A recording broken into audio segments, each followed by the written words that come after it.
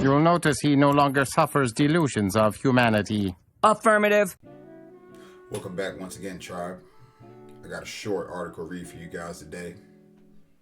It has to do with protecting the children from these psychotic motherfuckers. OECD PISA results. Math and reading skills in unprecedented drop. Here's why that matters. The first Organization for Economic Cooperation and Development, OECD, study into student performance and well-being since the pandemic has been released, and it paints a concerning picture. The Program for International Student Assessment, better known as PISA, 2022 saw an unprecedented drop in performance across the OECD regions. Compared to the last edition in 2018, the mean performance in reading fell by 10 score points, while maths fell by nearly 15. This drop in maths was particularly apparent in countries like Germany, Iceland, the Netherlands, Norway, and Poland, says the OECD, which all saw drops of 25 score points or more. And the COVID-19 pandemic and its impact on learning is only part of the reason, with declines in math and science scores already clear before 2018. COVID probably played some role, but I would not overrate it, OECD Director of Education Andreas Schieler told a news conference. Reuters reports. There are underlying structural factors, and they are much more likely to be permanent features of our education systems that policymakers should really take seriously. Don't you just love how they act like they don't know what the hell they did? The condescending tone never ends with these people. The gaslighting never ends with these people. You see how they just brush off the experiment that they ran on us as if they never did it, or if it wasn't that consequential? Don't worry about it. What do you mean, don't worry about the mental capacity of our children? You cut them out of these schools, which really isn't the bad part. The bad part is the reasoning for why you cut them out of these schools, because it's multifaceted, multi-layered. But y'all refuse to just come out and say that y'all were running an experiment. Y'all want to act like y'all were finding something out, when really, you already knew what the lockdowns were going to do to the children in the public school system. They said COVID played a role, like there was another reason for why your kids weren't in school. But they do have a point, and I'm going to give them this one. You're right, it's not the only reason, but y'all are the only cause. I graduated in 2010, and it's only gotten worse since I've been out. So y'all not teaching these kids anything. So you compound that with yanking them out of school and terrifying them to death with media propaganda isn't really going to help. And once again, here they go trying to defer power to these punk ass policy makers. Pussy ass nigga! Because it's not law. It's policy. I don't know who the fuck these people think they are. Shit drives me crazy. I don't know them, cuz. Why the data matters. PISA was launched in 2010 and so provides a long-term picture of educational attainment across 81 OECD member countries and economies. With around 700,000 15-year-olds tested in the latest PISA, the data and insights are a valuable tool to countries around the world. PISA 2022 helps to identify the comparative strengths of education systems that have performed well despite recent shocks, explained OECD Secretary General Matthias Cormann at the report's launch.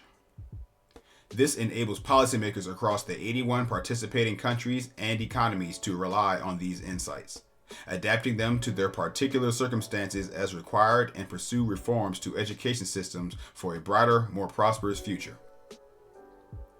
Building education systems that equip students with the skills, attitudes, and values for the economies of the future is essential. In January 2022, the World Economic Forum released its Defining Education 4.0, a taxonomy for the future of learning white paper, which aims to help develop these education systems.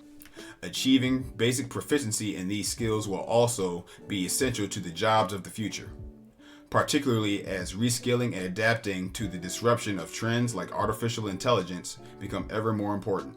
The World Economic Forum's Future of Jobs Report 2023 found that employers estimate 44% of the workers' skills will be disrupted in the next 5 years. The forum's Education 4.0 Alliance is working with government and businesses to ensure education systems are preparing students for these jobs of the future. So what we got here is a classic case of order out of chaos. It's a quite popular play out of their very small playbook. They unleashed a pandemic upon the kids, destroyed the normal way that they learned, and now they are reshaping them into their slaves of the future. Working from home in your 5x5 cubicle with only a bed and a working desk for you because you're a remote worker. That's what they're trying to train these kids up for. What do they call it? The fourth industrial revolution now? They gotta get y'all ready for it, don't they? Of course that is if you don't decide to rebel. They're getting you ready for it. Good luck with that. お前はもう死んでいる。 Bright spots. The report highlights several areas of hope, though including strong performers, but also the work done in many economies to expand access to education. Significant progress is being made towards universal secondary education in countries like Cambodia, Indonesia, Morocco, and Paraguay, among others, it says. There have also been strides made in more equitable outcomes regardless of socioeconomic status, for example, in Canada, Japan, Latvia, and the United Kingdom, again, amongst others. However, the report does warn that the socioeconomic status is still closely tied to performance. For example, socioeconomically disadvantaged students are 7 times more likely than advantaged students to not achieve basic maths proficiency. But several economies, particularly in East Asia, show strong performance across math, science, and reading, offering lessons to other education systems. The only thing I want to touch on in that paragraph is, who created the socioeconomic disadvantages that some of these students you talk about are suffering from?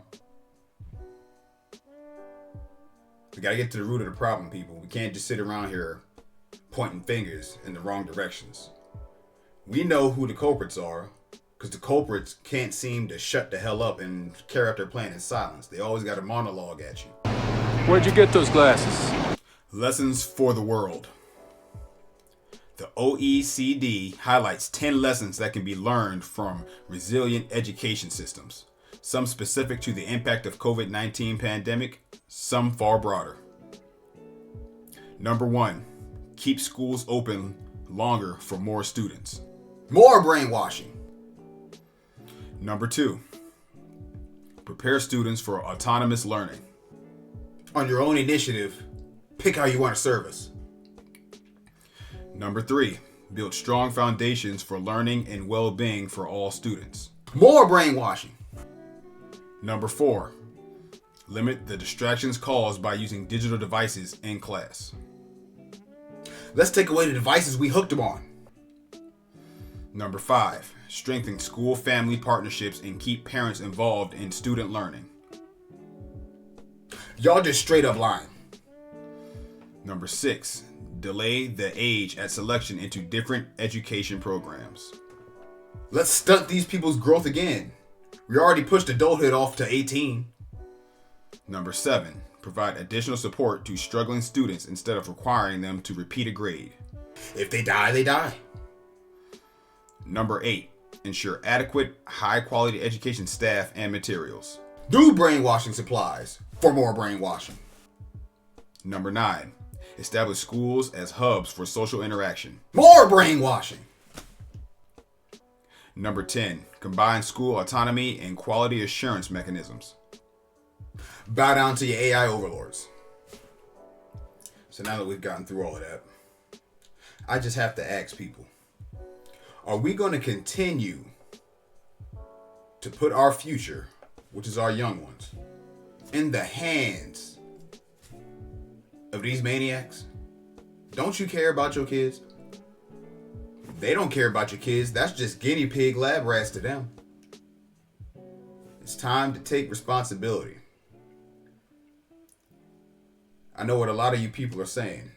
Randall, I don't have time to homeschool my children. That's because you're out of order. Now, we can go into a whole diatribe about why that is.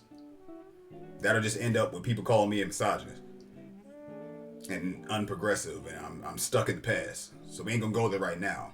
But if you got a brain in your head, you already know what I'm thinking. Go ahead, take a guess. Put it down in the comments. We can talk about it. You need people like me. You need people like me so you can point your fucking fingers and say, that's the bad guy. Well, I'd like to thank you guys for stopping by once again. Wasn't here that long this time, but I thought it was something that everybody should take some account of and do some thinking. If you ask me, I believe people should be homeschooling their youth. You should not be trusting strangers with your children and their futures. Also, don't forget to like, share, subscribe, and I'm going to see you guys next time. Why don't you bring your media cameras over there if you want to see some real truth? So say good night to the bad guy. Go on. I am a human being. I exist. Delusions, Mr. Wordsworth. Delusions. Send the word.